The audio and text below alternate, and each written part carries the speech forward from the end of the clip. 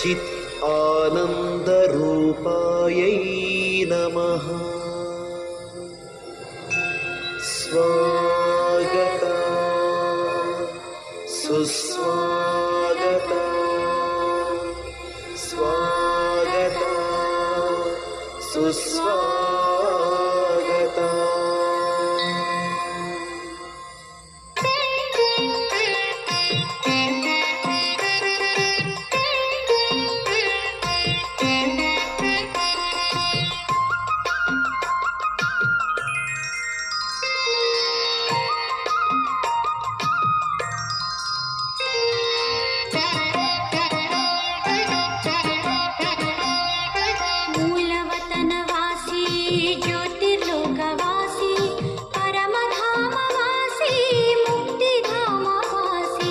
ಮೂಲವತನವಾಸಿ ಜ್ಯೋತಿರ್ಲೋಕವಾಸಿ ಪರಮಧಾಮವಾಸಿ ಮುಕ್ತಿಧಾಮವಾಸಿ ಆತ್ಮಲೋಕ ನಿವಾಸಿ ಶಿವನೇ ಸ್ವಾಗತ ಸುಸ್ವಾಗತ.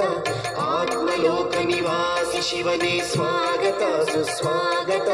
ಸ್ವಾಗತ ಸುಸ್ವಾಗತ ಸ್ವಾಗತ ಸುಸ್ವಾಗತ.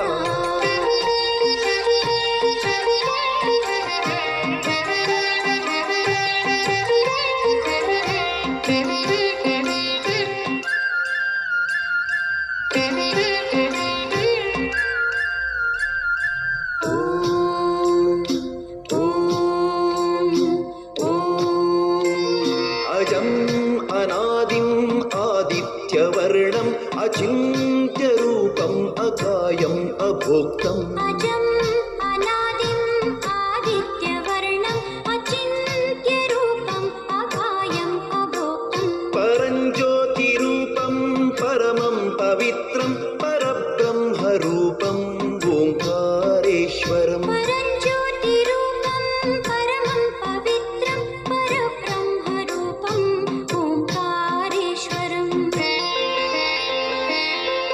स्वागतं तव स्वागतम्. ಓಂ ಶಾಂತಿ. ಮಧುರಾತಿ ಮಧುರ ಶಿವ ಪರಮಾತ್ಮ ತಂದೆಯ ಮಧುರ ಮಹಾವಾಕ್ಯವನ್ನು ಕೇಳೋಣ. ಇಂದಿನ ಮುರಳಿಯ ದಿನಾಂಕವಾಗಿದೆ 10/7/2026. ಪ್ರಾತಃ ಮುರಳಿ ಬಾಪ್ತಾದ ಮಧುಬನ್. ಮಧುರ ಮಕ್ಕಳೇ, ನೀವು ಮಕ್ಕಳಿಗೆ ಅವಿನಾಶಿ ಜ್ಞಾನ ರತ್ನಗಳಿಂದ ಜೋಳಿಗೆಯನ್ನು ತುಂಬಿಸಲು ತಂದೆಯು ಬಂದಿದ್ದಾರೆ. ಈ ಒಂದೊಂದು ಜ್ಞಾನ ರತ್ನವು ಲಕ್ಷಾಂತರ ರೂಪಾಯಿಗಳು ಬೆಲೆ ಬಾಳುವಂಥದ್ದಾಗಿದೆ. ಪ್ರಶ್ನೆಯಾಗಿದೆ, ಗುಪ್ತ ದಾನಕ್ಕೆ ಇಷ್ಟು ಅಧಿಕ ಮಹತ್ವಿಕೆ ಏಕೆ ಇದೆ? ಉತ್ತರ, ಏಕೆಂದರೆ ತಂದೆಯು ನಿಮಗೆ ಈಗ ಗುಪ್ತ ಜ್ಞಾನ ರತ್ನಗಳ ದಾನ ಮಾಡುತ್ತಾರೆ. ಇದನ್ನು ಪ್ರಪಂಚದವರು ತಿಳಿದುಕೊಂಡಿಲ್ಲ. ಮತ್ತೆ ನೀವು ಮಕ್ಕಳು ಈ ಜ್ಞಾನ ರತ್ನಗಳ ದಾನ ಮಾಡುವುದರಿಂದ ವಿಶ್ವದ ರಾಜ್ಯಭಾಗ್ಯವನ್ನು ತೆಗೆದುಕೊಳ್ಳುತ್ತೀರಿ. ಇದು ಸಹ ಗುಪ್ತವಾಗಿದೆ. ಯಾವುದೇ ಯುದ್ಧವಿಲ್ಲ, ಯಾವುದೇ ಸಿಡಿಮದ್ದುಗಳಿಲ್ಲ ಮತ್ತು ಯಾವುದೇ ಖರ್ಚು ಇಲ್ಲ. ಗುಪ್ತ ರೀತಿಯಿಂದ ತಂದೆಯು ನಿಮಗೆ ರಾಜ್ಯವನ್ನು ದಾನದಲ್ಲಿ ಕೊಟ್ಟರು. ಆದ್ದರಿಂದ ಗುಪ್ತ ದಾನಕ್ಕೆ ಬಹಳ ಮಹತ್ವಿಕೆ ಇದೆ.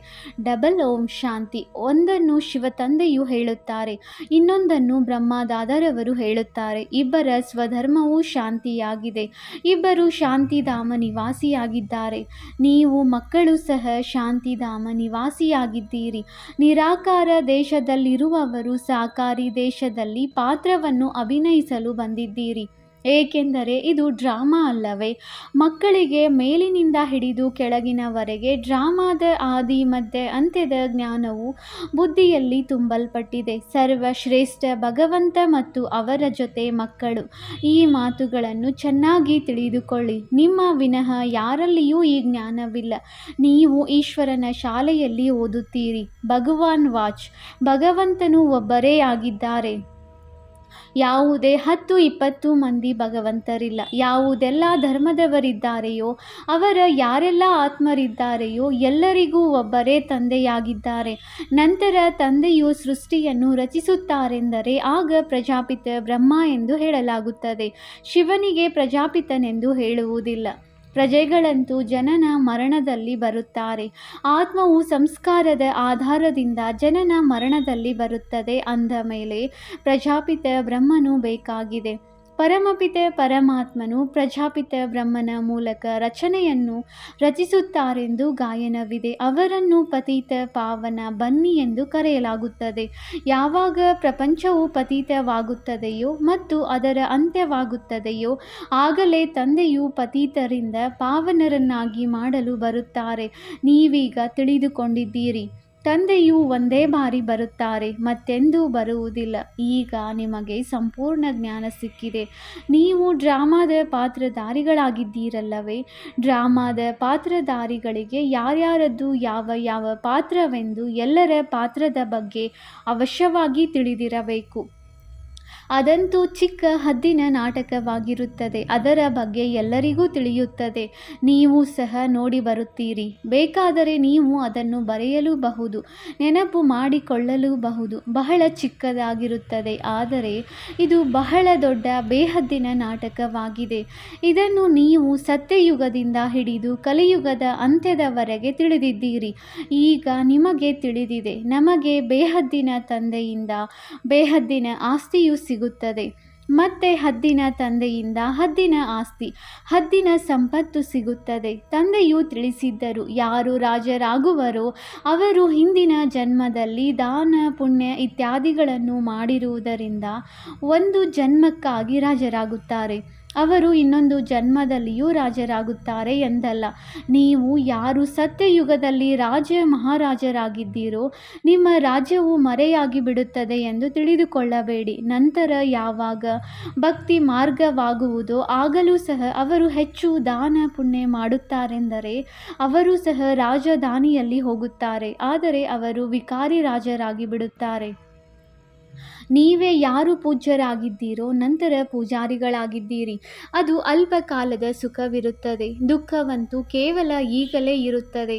ಈಗ ತಮೋಪ್ರಧಾನತೆಯಲ್ಲಿಯೂ ಸಹ ನಿಮಗೆ ಸುಖವಿದೆ. ಯಾವುದೇ ಕಲಹ ಜಗಳಗಳ ಮಾತಿಲ್ಲ. ಇದಂತೂ ನಂತರದಲ್ಲಿ ಆಗುತ್ತದೆ. ಯಾವಾಗ ಲಕ್ಷಾಂತರ ಅಂದಾಜಿನಲ್ಲಿ ಆಗಿಬಿಡುವರೋ ಆಗ ಯುದ್ಧ ಇತ್ಯಾದಿಗಳು ಆರಂಭವಾಗುತ್ತದೆ. ನೀವು ಮಕ್ಕಳಿಗೆ ಸತ್ಯಯುಗ ತ್ರೇತಾ ದ್ವಾಪರದಲ್ಲಿಯೂ ಸುಖವಿರುತ್ತದೆ. ಯಾವಾಗ ತಮೋ ಪ್ರಧಾನತೆಯು ಹೆಚ್ಚಾಗುವುದೋ ಆಗ ಸ್ವಲ್ಪ ದುಃಖವಿರುತ್ತದೆ. ಈಗಂತೂ ಬಹಳ ತಮೋ ಪ್ರಧಾನತೆ ಇದೆ. ಇದು ತಮೋ ಪ್ರಧಾನ ಪ್ರಪಂಚವೆಂದು ತಂದೆಯು ತಿಳಿಸುತ್ತಾರೆ. ನಿಮಗೆ ತಿಳಿದಿದೆ, ಇದು ಬೇಹದ್ದಿನ ನಾಟಕವಾಗಿದೆ. ಇದರಿಂದ ಯಾರೂ ಬಿಡುಗಡೆಯಾಗಲು ಸಾಧ್ಯವಿಲ್ಲ. ಮನುಷ್ಯರು ಯಾವಾಗ ದುಃಖದಲ್ಲಿ ಬೇಸತ್ತು ಹೋಗುವರೋ ಆಗ ಭಗವಂತನು ಇಂತಹ ಆಟವನ್ನು ಏಕೆ ರಚಿಸಿದರು ಎಂದು ಹೇಳುತ್ತಾರೆ.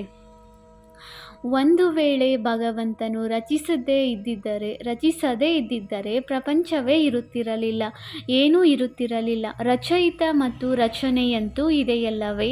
ಅದರ ವಿವರವೂ ಇದೆ.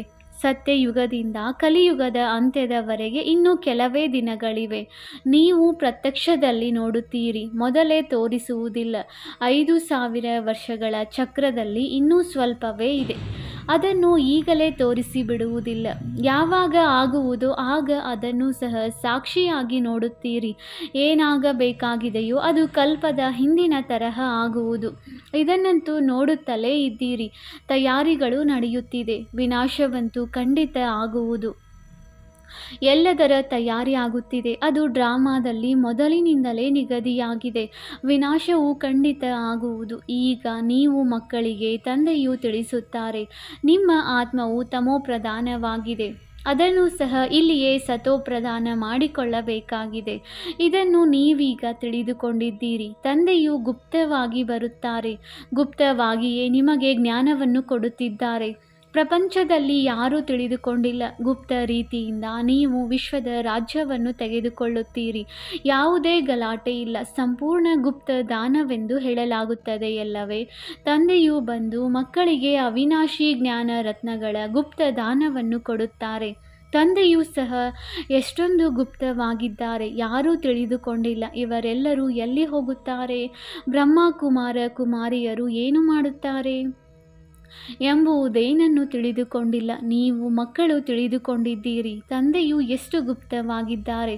ನೀವು ಮಕ್ಕಳನ್ನು ಗುಪ್ತ ವಿಶ್ವದ ಮಾಲೀಕರನ್ನಾಗಿ ಮಾಡುತ್ತಾರೆ. ಯಾವುದೇ ಯುದ್ಧವಿಲ್ಲ, ಸಿಡಿಮದ್ದುಗಳಿಲ್ಲ, ಯಾವುದೇ ಖರ್ಚಿಲ್ಲ. ಇಲ್ಲಾದರೆ ಒಂದು ಚಿಕ್ಕ ಹಳ್ಳಿಯನ್ನು ತೆಗೆದುಕೊಳ್ಳುವುದರಲ್ಲಿಯೇ ಎಷ್ಟೊಂದು ಜಗಳ ಕಲಹಗಳಾಗುತ್ತವೆ. ತಂದೆಯು ಬಂದು ಗುಪ್ತ ದಾನವನ್ನು ಕೊಡುತ್ತಾರೆ. ಅವಿನಾಶಿ ಜ್ಞಾನ ರತ್ನಗಳಿಂದ ನಿಮ್ಮ ಜೋಳಿಗೆಯನ್ನು ತುಂಬಿಸುತ್ತಾರೆ. ಶಿವ ಬೋಲಾ ಭಂಡಾರಿಯೇ ನಮ್ಮ ಜೋಳಿಗೆಯನ್ನು ತುಂಬಿಸು ಎಂದು ಹೇಳುತ್ತಾರೆ.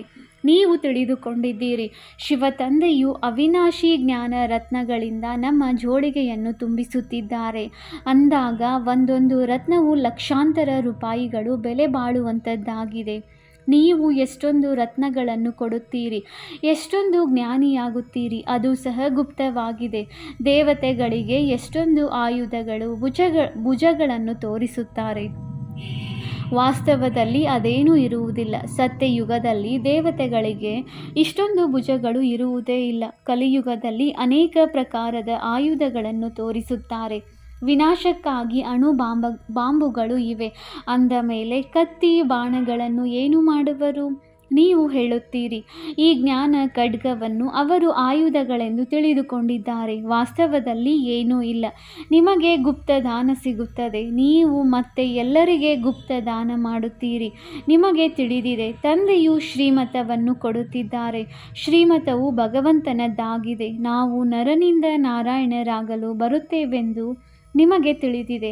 ಲಕ್ಷ್ಮೀನಾರಾಯಣರಿಗೆ ಸರ್ವಗುಣ ಸಂಪನ್ನ, 16 ಕಲಾ ಸಂಪೂರ್ಣ, ದೈವಿ ಗುಣಧಾರಿ ಎಂದು ಹೇಳುತ್ತಾರೆ.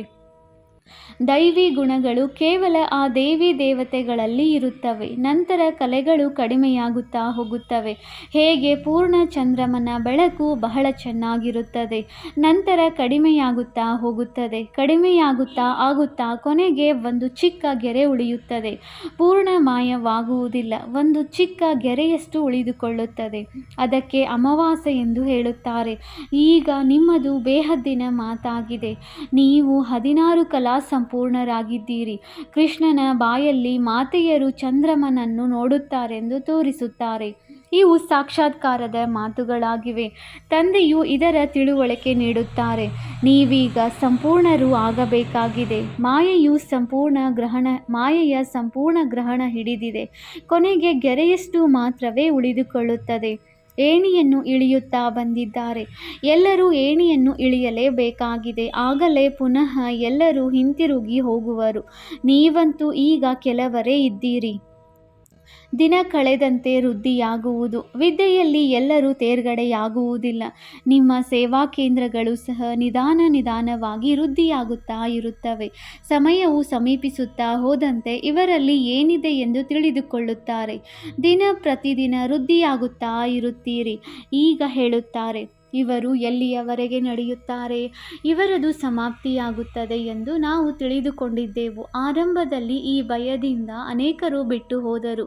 ಏನಾಗುವುದೋ ಗೊತ್ತಿಲ್ಲ, ಇಲ್ಲಿಯೂ ಇಲ್ಲ ಅಲ್ಲಿಯೂ ಇಲ್ಲ ಎನ್ನುವಂತಾಗಬಹುದು. ಇದಕ್ಕಿಂತಲೂ ಹೊರಟು ಹೋಗೋಣವೆಂದು ಅನೇಕರು ಹೊರಟು ಹೋದರು. ಪುನಃ ಅವರಲ್ಲಿ ಕೆಲವರು ಬರುತ್ತಿದ್ದಾರೆ. ತಂದೆಯು ಎಷ್ಟು ಸಹಜ ರೀತಿಯಿಂದ ತಿಳಿಸುತ್ತಾರೆ. ಈ ಅಬಲೆಯರು ಅಹಲ್ಯರಿಗೆ ಏನು ಕಷ್ಟ ಕೊಡುವುದಿಲ್ಲ. ಇವರ ಉದ್ಧಾರವೂ ಸಹ ಆಗಬೇಕಾಗಿದೆ. ಬಾಬಾ, ನಾವಂತೂ ಏನೂ ಓದಿಲ್ಲ, ಅವಿದ್ಯಾವಂತರಾಗಿದ್ದೇವೆ ಎಂದು ಹೇಳುತ್ತಾರೆ.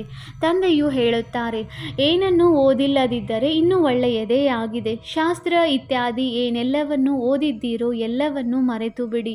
ನಾನು ಹೆಚ್ಚಿನದಾಗಿ ಏನನ್ನೂ ಓದಿಸುವುದಿಲ್ಲ, ಕೇವಲ ಹೇಳುತ್ತೇನೆ. ನನ್ನನ್ನು ನೆನಪು ಮಾಡಿದರೆ ರಾಜ್ಯ ಭಾಗ್ಯವು ನಿಮ್ಮದಾಗುವುದು. ನಿಮ್ಮ ದೋಣಿಯು ಪಾರಾಗಿ ಬಿಡುವುದು. ಮಗು ಜನ್ಮ ಪಡೆಯಿತೆಂದರೆ ಅಪ್ಪ ಎಂದು ಹೇಳುತ್ತಾರೆ. ಆಸ್ತಿಗೆ ಹಕ್ಕುದಾರನಾಗಿ ಬಿಡುತ್ತಾರೆ. ಹಾಗೆಯೇ ಇಲ್ಲಿಯೂ ನೀವು ಹಕ್ಕುದಾರರಾಗಿ ಬಿಡುತ್ತೀರಿ. ಬಾಪ್ ದಾದಾರವರನ್ನು ನೆನಪು ಮಾಡಿದರೆ ಸಾಕು, ರಾಜಧಾನಿಯು ನಿಮ್ಮದಾಗುವುದು. ಆದ್ದರಿಂದಲೇ ಸೆಕೆಂಡಿನಲ್ಲಿ ಜೀವನ್ಮುಕ್ತಿ ಎಂದು ಗಾಯನವಿದೆ. ಸಾಹುಕಾರರ ಪಾತ್ರವಂತೂ ಅಂತಿಮದಲ್ಲಿ ಇರುತ್ತದೆ. ಮೊದಲು ಬಡವರೇ ಬಂದು ಜ್ಞಾನ ಪಡೆಯುವರು. ನಿಮ್ಮ ಬಳಿ ತಾವಾಗಿಯೇ ಬರುತ್ತಾರೆ. ಕೆಲಸಗಾರರ ಉದ್ಧಾರವನ್ನು ಸಹ ಮಾಡಬೇಕಾಗಿದೆ. ಬಿಲ್ಲಿನಿಯರ ಗಾಯನವೂ ಇದೆ. ರಾಮನು ಬಿಲ್ಲಿನಿಯರ ಬೇರಿಹಣ್ಣು ತಿಂದನೆಂದು ಹೇಳುತ್ತಾರೆ. ವಾಸ್ತವದಲ್ಲಿ ರಾಮನೂ ಇಲ್ಲ, ಶಿವ ತಂದೆಯೂ ಇಲ್ಲ. ಈ ಬ್ರಹ್ಮರವರು ತಿನ್ನಬಹುದು. ಬಿಲ್ಲಿನಿಯರು ಕಾಡು ಜನಾಂಗದವರು ಬರುತ್ತಾರೆ, ತಿಳಿದುಕೊಳ್ಳಿ. ಅವರು ಟೋಲಿ ಇತ್ಯಾದಿಗಳನ್ನು ತರುತ್ತಾರೆಂದರೆ ಅದನ್ನು ತಿರಸ್ಕರಿಸಲು ಸಾಧ್ಯವಿಲ್ಲ. ಬಿಲ್ಲಿನಿಯರು ಗಣಿಕೆಯರು ತೆಗೆದುಕೊಂಡು ಬಂದರೆ ನೀವು ಸಹ ತಿನ್ನುವಿರಿ. ಶಿವ ತಂದೆಯು ಹೇಳುತ್ತಾರೆ, ನಾನಂತೂ ತಿನ್ನುವುದಿಲ್ಲ, ನಾನು ಅಭೋಕ್ತನಾಗಿದ್ದೇನೆ. ನಿಮ್ಮ ಬಳಿ ಎಲ್ಲರೂ ಬರುತ್ತಾರೆ, ಮೊದಲು ಇವರನ್ನು ಮೇಲೆತ್ತಿರಿ ಎಂದು ಸರ್ಕಾರವು ಸಹ ಸಹಯೋಗ ನೀಡುವುದು. ನಿಮಗೂ ಸಹ ತಾನಾಗಿಯೇ ಪ್ರೇರಣೆಯಾಗುವುದು. ತಂದೆಯು ಬಡವರ ಬಂಧುವಾಗಿದ್ದಾರೆ ಅಂದ ಮೇಲೆ ನಾವು ಸಹ ಬಡವರಿಗೆ ತಿಳಿಸೋಣ. ಕಾಡು ಜನರಲ್ಲಿಯೂ ಕೆಲವರಾದರೂ ಬಂದೇ ಬರುತ್ತಾರೆ. ಇಷ್ಟು ದೊಡ್ಡ ವೃಕ್ಷವಿದೆ, ಇದರಲ್ಲಿ ಒಬ್ಬರು ದೇವಿ ದೇವತಾ ಧರ್ಮದವರಿಲ್ಲ, ಮತ್ತೆಲ್ಲ ಧರ್ಮಗಳಲ್ಲಿ ಹೋಗಿ ಸೇರಿಬಿಟ್ಟಿದ್ದಾರೆ. ಈಗ ತಂದೆಯು ತಿಳಿಸುತ್ತಾರೆ, ಯಾರು ಭಕ್ತಿ ಮಾಡುವವರಾಗಿದ್ದಾರೆಯೋ ಅವರಿಗೆ ತಿಳಿಸಿಕೊಡಿ. ನೀವು ನೋಡುತ್ತಿದ್ದೀರಿ ಹೇಗೆ ನಾಟಿಯಾಗುತ್ತಿದೆ, ಹೇಗೆ ಬ್ರಾಹ್ಮಣರಾಗುತ್ತಾರೆ. ಯಾರು ಸೂರ್ಯವಂಶಿ ಚಂದ್ರವಂಶಿ ದೇವತೆಗಳಾಗಬೇಕಾಗಿದೆಯೋ ಅವರೇ ಬರತೊಡಗುತ್ತಾರೆ. ಒಂದು ಬಾರಿ ಈ ಜ್ಞಾನವನ್ನು ಕೇಳಿದರೂ ಸಹ ಸ್ವರ್ಗದಲ್ಲಿ ಖಂಡಿತ ಬಂದೇ ಬರುತ್ತಾರೆ. ತಂದೆಯು ಕಾಶಿಯಲ್ಲಿ ಬಲಿಯಾಗುವ ಉದಾಹರಣೆಯನ್ನು ತಿಳಿಸಿದ್ದಾರೆ. ಅಲ್ಲಿ ಹೋಗಿ ಶಿವನಿಗೆ ಬಲಿಯಾಗುತ್ತಾರೆ. ಅವರಿಗೂ ಸಹ ಏನಾದರೂ ಸಿಗಬೇಕಲ್ಲವೇ? ನೀವು ಬಲಿಹಾರಿಯಾಗುತ್ತೀರಿ. ರಾಜ್ಯ ಪದವಿಗಾಗಿ ಪುರುಷಾರ್ಥ ಮಾಡುತ್ತೀರಿ. ಭಕ್ತಿ ಮಾರ್ಗದಲ್ಲಿ ರಾಜ್ಯವಂತೂ ಇರುವುದಿಲ್ಲ. ಯಾರೂ ಹಿಂತಿರುಗಿ ಹೋಗಲು ಸಾಧ್ಯವಿಲ್ಲ ಅಂದ ಮೇಲೆ ಏನಾಗುತ್ತದೆ? ಅವರು ಯಾವ ಪಾಪಗಳನ್ನು ಮಾಡಿದ್ದಾರೆಯೋ ಅದರ ಶಿಕ್ಷೆಯನ್ನು ಅನುಭವಿಸಿ ಅದನ್ನು ಮುಗಿಸಿಕೊಳ್ಳುತ್ತಾರೆ. ನಂತರ ಹೊಸದಾಗಿ ಜನ್ಮವಾಗುತ್ತದೆ, ಮತ್ತೆ ಹೊಸದಾಗಿ ಪಾಪವಾಗಲು ಆರಂಭವಾಗುತ್ತದೆ. ಬಾಕಿ ಅವರು ಎಲ್ಲಿಯೂ ಹೋಗುವುದಿಲ್ಲ, ಇಲ್ಲಿಯೇ ಜನ್ಮ ಕಳೆಯಬೇಕಾಗಿದೆ. ನೀವೇ ಮೊದಲಿಗರಾಗಿದ್ದೀರಿ. ನೀವೇ 84 ಜನ್ಮಗಳನ್ನು ಭೋಗಿಸುತ್ತೀರಿ. ಎಲ್ಲರೂ ಸತೋ ರಜೋ ತಮೋದಲ್ಲಿ ಬರಬೇಕಾಗುತ್ತದೆ. ತಂದೆಯು ತಿಳಿಸುತ್ತಾರೆ, ಈ ಸಮಯದಲ್ಲಿ ಇಡೀ ಮನುಷ್ಯ ಸೃಷ್ಟಿಯ ವೃಕ್ಷವು ಜಡಜಡೀಭೂತವಾಗಿ ಬಿಟ್ಟಿದೆ. ಮನುಷ್ಯರು ಸಂಪೂರ್ಣ ಘೋರ ಅಂಧಕಾರದಲ್ಲಿ ಕುಂಭಕರ್ಣನ ನಿದ್ರೆಯಲ್ಲಿ ಮಲಗಿದ್ದಾರೆ. ಒಬ್ಬ ಕುಂಭಕರ್ಣನು ಇರಲಿಲ್ಲ, ಅನೇಕರಿದ್ದಾರೆ. ನೀವು ಇಷ್ಟಾದರೂ ತಿಳಿಸಿ. ಅವರು ಕೇಳಿಸಿಕೊಳ್ಳುವುದೇ ಇಲ್ಲ. ಯಾರದು ಪಾತ್ರವಿದೆಯೋ ಅವರು ಪುರುಷಾರ್ಥ ಮಾಡುತ್ತಾರೆ ಮತ್ತು ಅವರೇ ಮಾತಾಪಿತರ ಹೃದಯವನ್ನು ಏರುತ್ತಾರೆ. ಅವರೇ ಸಿಂಹಾಸನಾಧೀಶರಾಗುತ್ತಾರೆ. ಬಾಬಾ ಮಕ್ಕಳಿಗೆ ಶಿಕ್ಷಣ ಕೊಡಬೇಕಾಗುತ್ತದೆ ಎಂದು ಅನೇಕರು ಹೇಳುತ್ತಾರೆ. ಇದಕ್ಕೆ ತಂದೆಯು ತಿಳಿಸುತ್ತಾರೆ, ಮಕ್ಕಳೇ, ಇದನ್ನು ಆಲೋಚಿಸಬೇಡಿ. ನಾವು ಪತಿತರನ್ನು ಪಾವನ ಮಾಡಿ ಎಂದು ನೀವು ಕರೆಯುತ್ತೀರಿ. ತಂದೆಯೂ ಸಹ ಹೇಳುತ್ತಾರೆ, ಕಾಮ ಮಹಾಶತ್ರುವಾಗಿದೆ, ಕ್ರೋಧವು ಶತ್ರುವೆಂದು ಹೇಳಲಾಗುವುದಿಲ್ಲ. ಪುರುಷರು ಬಹಳ ಹೊಡೆದಾಡುತ್ತಾರೆ, ಮಾತೆಯರಲ್ಲಿ ಅಷ್ಟೊಂದು ಇರುವುದಿಲ್ಲ. ಈಗ ತಂದೆಯು ನೀವು ಮಾತೆಯರನ್ನು ಮುಂದಿಟ್ಟಿದ್ದಾರೆ. ಒಂದೇ ಮಾತರಂ. ಪತಿಯು ನಿಮಗೆ ಗುರು ಈಶ್ವರನಾಗಿದ್ದಾರೆ. ಅವರ ಮತದಂತೆ ನಡೆಯಬೇಕೆಂದು ಮಾತೆಯರಿಗೆ ಹೇಳಿಕೊಡುತ್ತಾರೆ. ಮಾಂಗಲ್ಯ ಕಟ್ಟಿದರೆ ಸಾಕು, ಕೂಡಲೇ ಪತಿತರಾಗುವರು. ಅವರಿಗೆ ಈ ಈಶ್ವರ ಸಿಕ್ಕಿದನೆ. ಈಗ ರಾಮರಾಜ್ಯವು ಸ್ಥಾಪನೆಯಾಗುತ್ತದೆ. ಉಳಿದೆಲ್ಲರೂ ಹೊರಟು ಹೋಗುತ್ತಾರೆ. ವಿನಾಶಕಾಲೇ ವಿಪರೀತ ಬುದ್ಧಿ ಎಂದು ತಂದೆಯು ತಿಳಿಸುತ್ತಾರೆ. ಈಗ ನಿಮಗೆ ಪರಮಪಿತ ಪರಮಾತ್ಮನೊಂದಿಗೆ ಪ್ರೀತಿ ಬುದ್ಧಿ ಇದೆ. ಶಿವ ತಂದೆಯು ಇವರಲ್ಲಿ ಬರುತ್ತಾರೆ. ಇವರ ಮೂಲಕ ನಾವು ಕೇಳುತ್ತಿದ್ದೇವೆ ಎಂದು ನೀವಾತ್ಮರಿಗೆ ತಿಳಿದಿದೆ. ಆತ್ಮವು ಚಿಕ್ಕ ಬಿಂದುವಾಗಿದೆ. ಶಿವ ತಂದೆಗೆ ಇದು ತಾತ್ಕಾಲಿಕ ರಥವಾಗಿದೆ. ಇವರ ಮೂಲಕ ಈ ರುದ್ರ ಜ್ಞಾನ ಯಜ್ಞವನ್ನು ರಚಿಸಿದ್ದಾರೆ. ಇದು ವೃದ್ಧಿಯಾಗುತ್ತಲೇ ಹೋಗುವುದು. ಮಕ್ಕಳ ಹನಿ ಹನಿಗೂಡಿ ಹಳ್ಳವಾಗುವುದು. ಮಕ್ಕಳು ತಮ್ಮದೆಲ್ಲವನ್ನು ಸಫಲ ಮಾಡಿಕೊಳ್ಳುತ್ತಾ ಇರುತ್ತೀರಿ, ಏಕೆಂದರೆ ಇದೆಲ್ಲವೂ ಮಣ್ಣು ಪಾಲಾಗಲಿದೆ, ಏನೂ ಉಳಿಯುವುದಿಲ್ಲ. ಆದ್ದರಿಂದ ಇಷ್ಟಾದರೂ ಸಫಲವಾಗಲಿ. ಸುಧಾಮನ ಉದಾಹರಣೆ ಇದೆಯಲ್ಲವೇ? ಹೆಣ್ಣು ಮಕ್ಕಳು ತಂದೆಯ ಬಳಿ ಹಿಡಿ ಅವಲಕ್ಕಿ ಅಥವಾ 6-8 ರೂಪಾಯಿಗಳನ್ನು ಕಳುಹಿಸುತ್ತಾರೆ. ವಾಹ ಮಗುವೆ, ತಂದೆಯಂತೂ ಬಡವರ ಬಂಧುವಲ್ಲವೇ? ಇದಂತೂ ಡ್ರಾಮಾದಲ್ಲಿ ನಿಗದಿಯಾಗಿದೆ. ಇದು ಕಲ್ಪದ ನಂತರವೂ ಆಗುವುದು. ಬಂಧನದಲ್ಲಿ ಇರುವವರಿದ್ದಾರೆ. ತಂದೆಯು ಹೇಳುತ್ತಾರೆ, ನೀವು ಭಾಗ್ಯಶಾಲಿಗಳಾಗಿದ್ದೀರಿ. ಶಿವ ತಂದೆಯ ಕೈಯಂತೂ ಸಿಕ್ಕಿದೆಯಲ್ಲವೇ? ಮುಂದೆ ಒಂದು ದಿನ ಬರುವುದು, ಎಲ್ಲ ಆರ್ಯ ಸಮಾಜಿಗಳು ಬರುತ್ತಾರೆ. ಇನ್ನೆಲ್ಲಿಗೆ ಹೋಗುವರು? ಮುಕ್ತಿ ಜೀವನ್ಮುಕ್ತಿಯ ಅಂಗಡಿಯೂ ಇದೊಂದೇ ಆಗಿದೆ. ಶಿಕ್ಷೆಗಳನ್ನು ಅನುಭವಿಸಿ ಮುಕ್ತಿಯಲ್ಲಿ ಹೋಗಬೇಕಾಗಿದೆ. ಇದು ಅಂತಿಮ ಸಮಯವಾಗಿದೆ. ಎಲ್ಲರೂ ಹಿಂತಿರುಗಿ ಹೋಗುತ್ತಾರೆ. ಇದು ಪ್ರಿಯತಮನ ಮೆರವಣಿಗೆಯಾಗಿದೆ. ಹೇಗೆ ಮೆರವಣಿಗೆಯು ನಡೆಯುತ್ತದೆ ಎಂಬುದು ಸಹ ಸಾಕ್ಷಾತ್ಕಾರವಾಗುವುದು. ನಿಮ್ಮ ವಿನಃ ಮತ್ಯಾರೂ ನೋಡಲು ಸಾಧ್ಯವಿಲ್ಲ. ಒಳ್ಳೆಯದು. ಮಧುರಾತಿ ಮಧುರ ಅಗಲಿ ಹೋಗಿ ಮರಳಿ ಸಿಕ್ಕಿರುವ ಮಕ್ಕಳ ಪ್ರತಿ ಮಾತಾಪಿತ ಬಾಪ್ದಾದಾರವರ ನೆನಪು, ಪ್ರೀತಿ ಹಾಗೂ ಸುಪ್ರಭಾತ. ಆತ್ಮಿಕ ಮಕ್ಕಳಿಗೆ ಆತ್ಮಿಕ ತಂದೆಯ ನಮಸ್ತೆ. ನಾವು ಆತ್ಮಿಕ ಮಕ್ಕಳಿಂದ ಆತ್ಮಿಕ ತಂದೆಗೆ ನೆನಪು, ಪ್ರೀತಿ ಹಾಗೂ ನಮಸ್ತೆ ನಮಸ್ತೆ ನಮಸ್ತೆ. ಧಾರಣೆಗಾಗಿ ಮುಖ್ಯ ಸಾರ. Point number 1. ತಂದೆಯ ಮೂಲಕ ಜ್ಞಾನದ ಯಾವ ಗುಪ್ತ ದಾನ ಸಿಕ್ಕಿದೆಯೋ ಅದರ ಬೆಲೆಯನ್ನರಿತು ತಮ್ಮ ಜೋಳಿಗೆಯನ್ನು ಜ್ಞಾನ ರತ್ನಗಳಿಂದ ತುಂಬಿಸಿಕೊಳ್ಳಬೇಕಾಗಿದೆ. ಎಲ್ಲರಿಗೆ ಗುಪ್ತ ದಾನವನ್ನು ಕೊಡುತ್ತಾ ಹೋಗಬೇಕಾಗಿದೆ. Point number 2. ಈ ಅಂತಿಮ ಸಮಯದಲ್ಲಿ ಹಿಂತಿರುಗಿ ಹೋಗಬೇಕಾಗಿದೆ. ಆದ್ದರಿಂದ ತಮ್ಮದೆಲ್ಲವನ್ನು ಸಫಲ ಮಾಡಿಕೊಳ್ಳಬೇಕು. ಪ್ರೀತಿ ಬುದ್ಧಿಯವರೂ ಆಗಬೇಕಾಗಿದೆ. ಎಲ್ಲರಿಗೆ ಮುಕ್ತಿ ಹಾಗೂ ಜೀವನ್ಮುಕ್ತಿಯ ಮಾರ್ಗವನ್ನು ತಿಳಿಸಬೇಕಾಗಿದೆ. ವರದಾನ: ಮುಗ್ಧತೆಯ ಜೊತೆಗೆ ಸರ್ವಶಕ್ತಿವಂತನಾಗಿ ಇರುತ್ತಾ ಮಾಯೆಯ ವಿರೋಧ ಮಾಡುವಂತಹ ಶಕ್ತಿ ಸ್ವರೂಪ ಭವ. ಕೆಲವೊಮ್ಮೆ ಮುಗ್ಧತೆಯು ಬಹಳ ದೊಡ್ಡ ನಷ್ಟವನ್ನೇ ಮಾಡಿಬಿಡುತ್ತದೆ. ಸರಳತೆಯು ಮುಗ್ಧ ರೂಪವನ್ನು ಧಾರಣೆ ಮಾಡಿಬಿಡುತ್ತದೆ. ಆದರೆ ಇಂತಹ ಮುಗ್ಧರು ಆಗಬಾರದು. ಯಾವುದರಿಂದ ವಿರೋಧವನ್ನು ಮಾಡಲು ಸಾಧ್ಯವಾಗುವುದಿಲ್ಲ.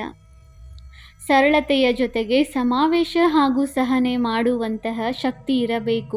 ಹೇಗೆ ತಂದೆಯು ಭೋಲಾನಾಥನ ಜೊತೆಗೆ ಸರ್ವಶಕ್ತಿವಂತನೂ ಆಗಿದ್ದಾರೆ, ಹಾಗೆಯೇ ತಾವು ಸಹ ಮುಗ್ಧರಾಗುವುದರ ಜೊತೆಗೆ ಶಕ್ತಿ ಸ್ವರೂಪರು ಆಗುತ್ತೀರೆಂದರೆ ಮಾಯೆಯ ಗುಂಡು ಬೀಳುವುದಿಲ್ಲ. ಮಾಯೆಯು ವಿರೋಧಿಸುವುದಕ್ಕೆ ಬದಲು ನಮಸ್ಕಾರ ಮಾಡಿಬಿಡುತ್ತದೆ. ಸ್ಲೋಗನ್: ತಮ್ಮ ಹೃದಯದಲ್ಲಿ ನೆನಪಿನ ಬಾವುಟವನ್ನು ಹಾರಿಸುತ್ತೀರೆಂದರೆ ಪ್ರತ್ಯಕ್ಷತೆಯ ಧ್ವಜಾರೋಹಣ ಆಗಿಬಿಡುತ್ತದೆ. ಅವ್ಯಕ್ತ ಸೂಚನೆ: ಜ್ವಾಲಾ ಸ್ವರೂಪ ಸ್ಥಿತಿಯಲ್ಲಿರುತ್ತಾ ಶಕ್ತಿಶಾಲಿ ನೆನಪಿನ ಅನುಭವ ಮಾಡಿ. ವಿಶೇಷವಾಗಿ ನೆನಪಿನ ಯಾತ್ರೆಯನ್ನು ಶಕ್ತಿಶಾಲಿಯನ್ನಾಗಿ ಮಾಡಿಕೊಳ್ಳಿರಿ. ಜ್ಞಾನ ಸ್ವರೂಪದ ಅನುಭವ ಮಾಡಿ. ತಮ್ಮ ಶ್ರೇಷ್ಠ ಆತ್ಮರ ಶುಭ ವೃತ್ತಿ ಅಥವಾ ಕಲ್ಯಾಣದ ವೃತ್ತಿ ಮತ್ತು ಶಕ್ತಿಶಾಲಿ ವಾತಾವರಣ ಅನೇಕ ಚಡಪಡಿಸುತ್ತಿರುವ, ಅಲೆದಾಡುತ್ತಿರುವ, ಕರೆಯುತ್ತಿರುವ ಆತ್ಮರಿಗೆ ಆನಂದ, ಶಾಂತಿ ಮತ್ತು ಶಕ್ತಿಯ ಅನುಭೂತಿ ಮಾಡಿಸಿರಿ. ಓಂ ಶಾಂತಿ.